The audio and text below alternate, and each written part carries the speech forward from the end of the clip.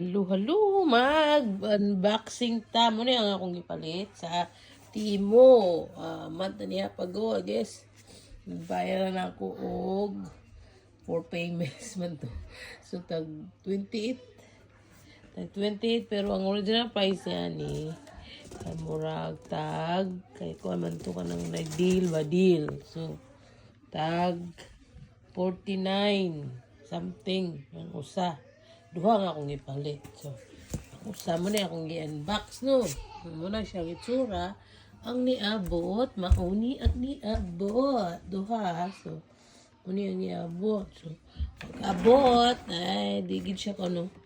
Kaya na yung mga liki. Liki. Shipping na shipping. Pero, 95% perfect. Mani ang sulod. Sulod sa iyahang kuan loud siya. Alam. So, nice po siya. Mara ko nung washing machine. Washing and dryer daw. Gamay. So, let's put our clothes. Mauna siya. Ang suta. Sina siya lock the way. May open. Yung lock.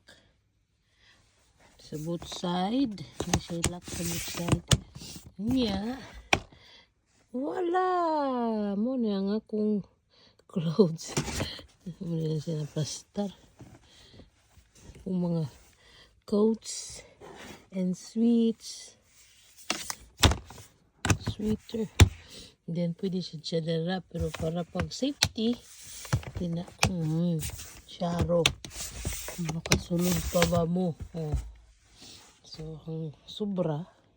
Wala na kung kuha na ka basi mahugbo sila. No. So, muna ang sobra din ha. Nga akong gibutang. So, mauna siya no. Nakatsada ani niya kay easy to assemble like this one. What's that? Just open it like that. This is mine. And then there's a Mommy, flap inside. Mauna na siya. Don't mind sa gipatong-patong. Gipatong siya karon makita niyo kung napod siya mapatungan kung gusto mo na ipatong. So, wala siya ang